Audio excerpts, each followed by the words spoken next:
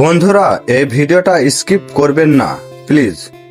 এই মানুষটাকে সবাই পাগল বলে এড়িয়ে যায়, কিন্তু আজ আমরা শুধু চুল কাটিনি, একজন মানুষের সম্মান ফিরিয়ে দেওয়ার চেষ্টা করেছি।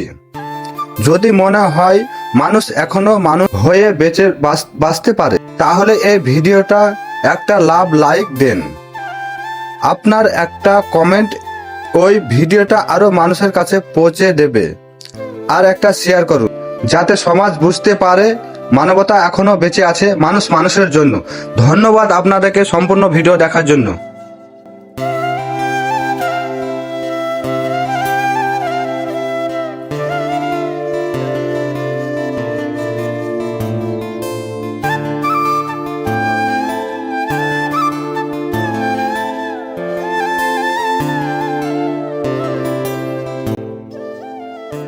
ওই মানুষটাকে সবাই পাগল বলে, কিন্তু কেউ জানে তার গল্পটা কি?